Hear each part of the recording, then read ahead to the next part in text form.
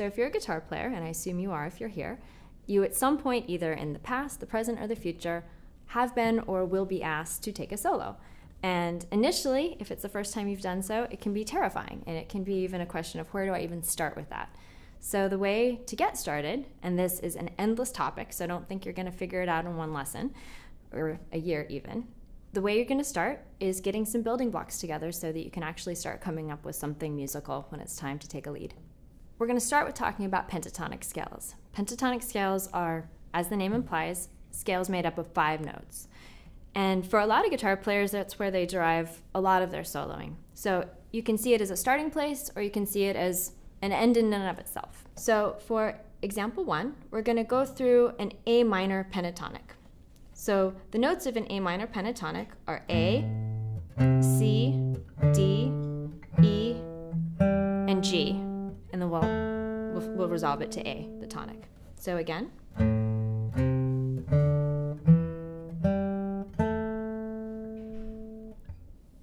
We're also going to look at its relative major, which is a C major pentatonic.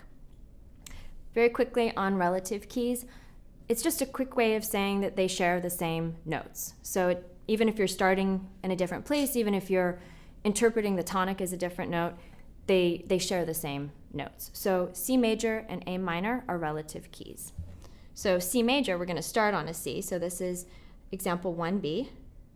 It's the same notes, but we're just going to be starting on C, D, E, G, A, resolving to C.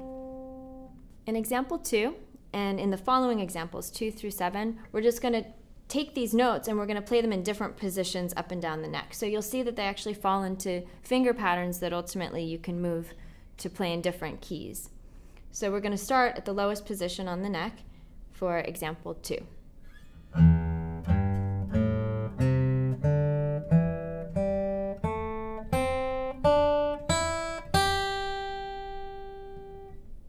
Example 3, we're going to be starting on G of the pentatonic scale of the A minor pentatonic or C major. And here's how it falls under the fingers.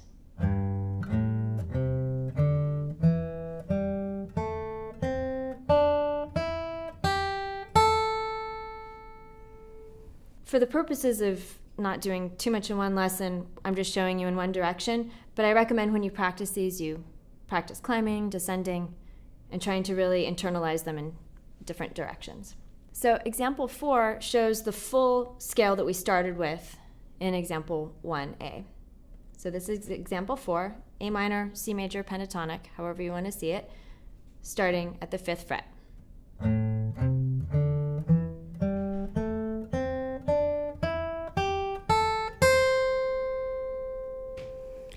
It's worth noting that this is a really, really common way to play this particular pentatonic scale. I think largely because you have your root as the lowest note, and it just falls into the fingers really nicely. So a lot of leads that you'll learn from other people will be out of this particular pentatonic form. That's not to say that you shouldn't learn the other ones too, but this one you definitely want to learn. Example 5, we're now going to be starting with our second finger actually on the C.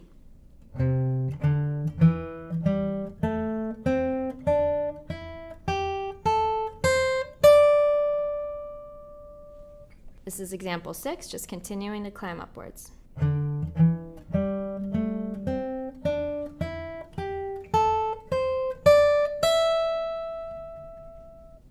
Example 7 is going to be the counterpart an octave up from the position we played down here with the open strings. But again, because open strings and fretted notes, just, at least for me, I interpret them differently, I feel them differently. I even though I know intellectually these are the same notes, I think it's good to still practice all of the shapes that involve fretted notes as well.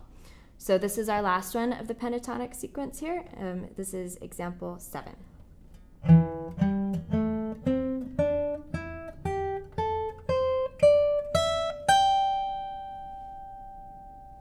So to take these things now and get started, I recommend doing 2 different things. One is the just necessary mechanical, meaning just going through and getting these different shapes and patterns under your fingers, but also try to get them in your brain. Don't just remember them as just a sequence of where your fingers are placed, but try to actually have a sense as you're learning them of, okay, this is this note. And then that way it'll just be more meaningful. You'll be able to use things better. But then the other part that I think is really important not to overlook is start immediately trying to come up with something musical. Don't overestimate how musical it needs to be, because initially it's very easy to have a lot of judgments. And I don't think the brain works so well when you're constantly judging what you're playing. So what I recommend is biting off very small chunks and trying to do as much as you can with a limited amount. And as you're doing so, it's better to just get very comfortable with something limited and then start adding to it. So for example, don't just play the notes of the pentatonic scale. Do that, yes, and get them under your fingers. But then what I recommend is taking 2 strings, 1 string if you want, meaning 2 notes, and start trying to create something that sounds like music. So instead of just going, I'm using the B and the high E strings here, start trying to add variety, add nuance, add, so instead of try,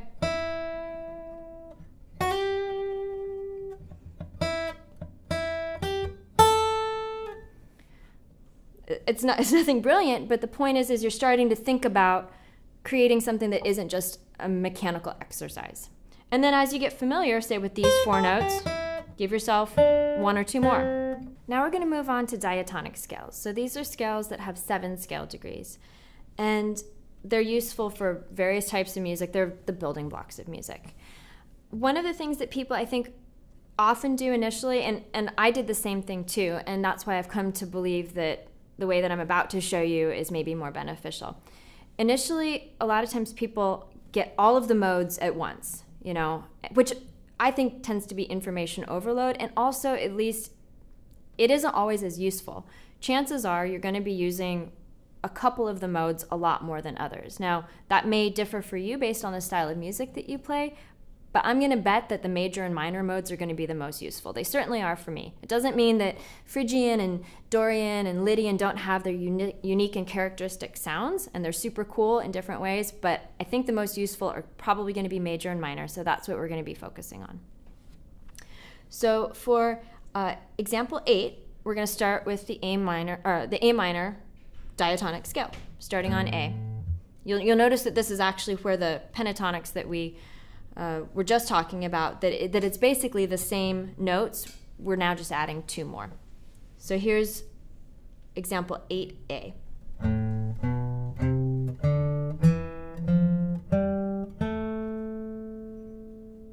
In example 8B, we're going to look at the relative major, which is C major. Again, all of the same notes, just starting on C and interpreting C as our tonic.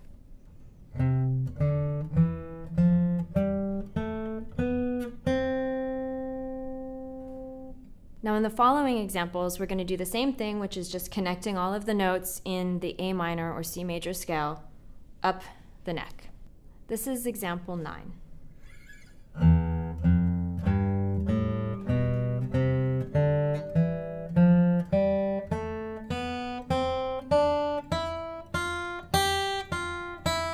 And then you can play it down as well. For the purposes of time, we'll just go in one direction. This is example 10, starting on the F.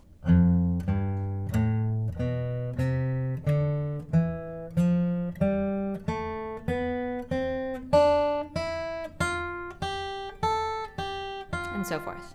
This is example 11, starting on the G.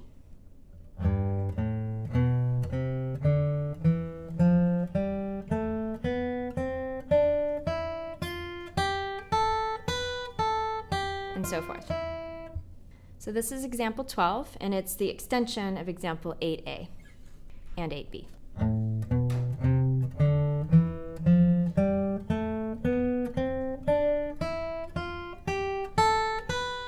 And so on. This is example 13.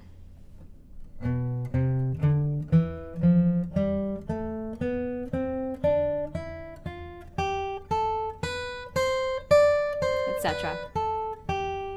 This is example 14.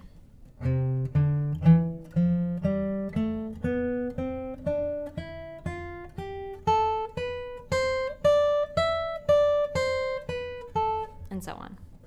This is example 15.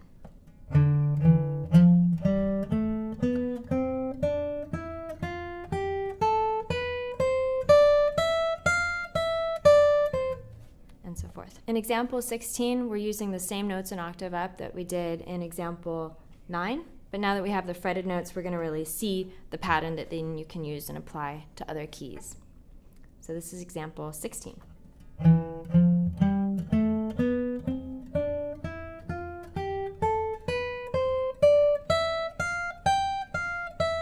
And so on. So now we're going to talk about a whole other soloing approach.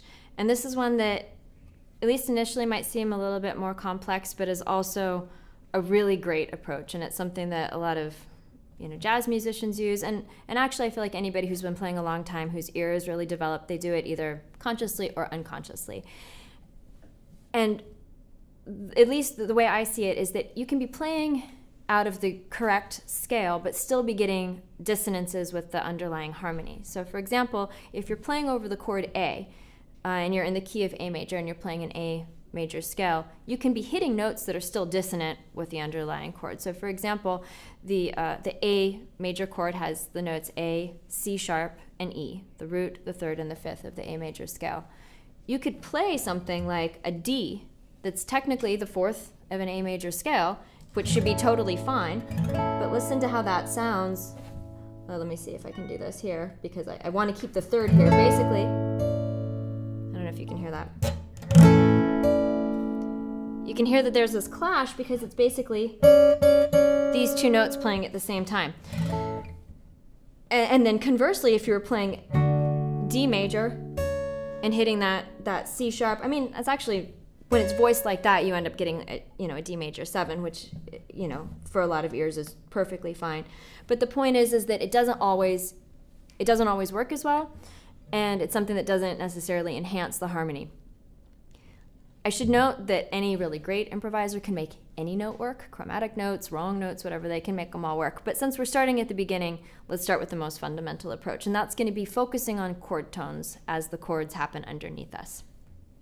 So something you're going to be hearing in these is we've recorded just a very simple backing track so that you'll be able to play these examples over the chord changes, or in some cases the single chord that you're going to be referencing. This is example 17. 1, 2, 3, 4.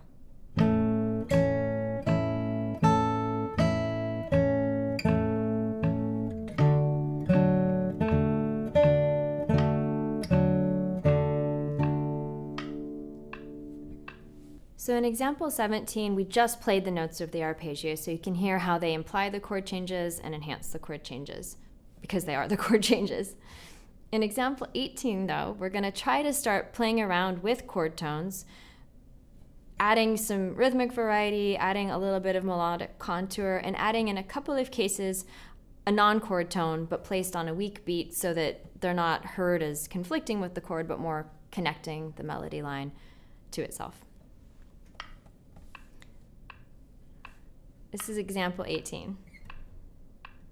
1, 2, 3, 4.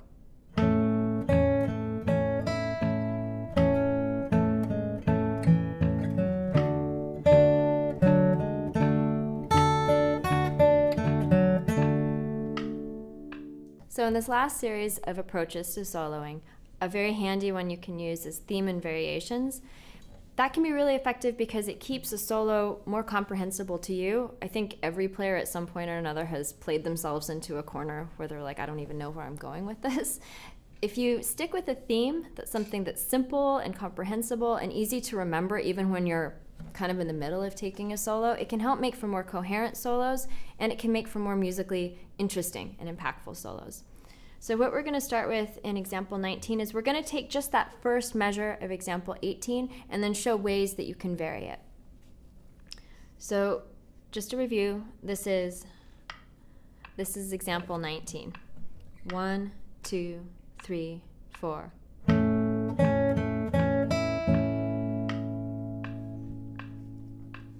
So we're going to see that as just sort of this little melodic motif that then we can use to manipulate and embellish it in different ways so that it's still kind of recognizable as itself, but that we now get more mileage out of a simple idea. In examples 20A through 20C, we're going to add a couple of notes to embellish it. This is example 20A. 1, 2, 3, 4.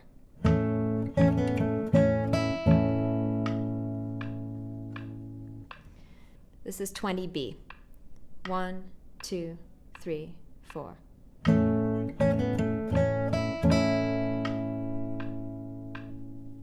This is 20C. 1, 2, 3, 4.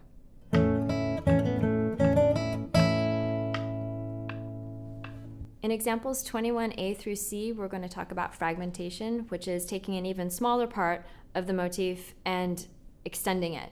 So we're actually just going to take like the first half of our motif.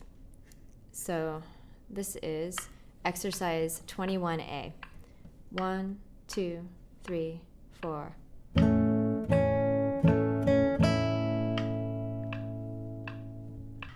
This is 21B. 1, 2, 3, 4.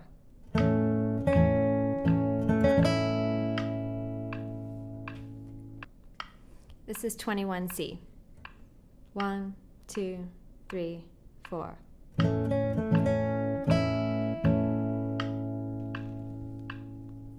In our last three examples, we're going to try different approaches to changing the rhythm. So taking our same motif and then playing with different ways of interpreting it rhythmically.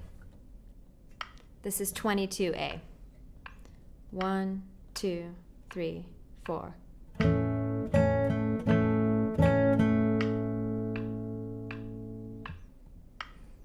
This is 22B. 1, 2, 3, 4.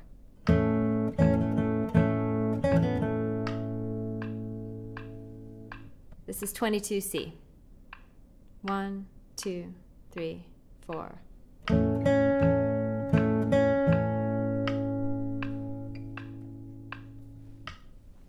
So the last bit of advice I have is to consider doing something that I think most people find incredibly uncomfortable at first. I know I did and I still do. And it's the idea of really trying to concentrate on hearing something in your mind first and then applying it to the guitar. That's a very pure way to write, and it can also encourage you to be creative. So a way a lot of people are encouraged to do that, and to do it, and the way I'm encouraging you too, is try singing something first. Try listening either in your mind or through whatever sound system you're using to backing tracks, and just hearing a melody. Try singing the melody, try making it really memorable so it's something you'll be able to find easily on your guitar.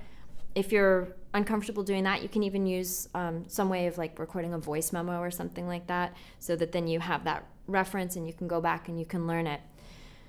Like I said, it can be uncomfortable, but it can be so helpful as well. So the thing to take away from all of this, I know it's a lot of information, is this is an endless subject, truly endless. You could work the rest of your life on it, and that's part of the beauty of music, is that it is endless, and we can always find new challenges. But that doesn't mean we shouldn't start off with tackling something, even if it's endless. We got to start somewhere. So good luck with it. Hope you can find something musical, and always try to write.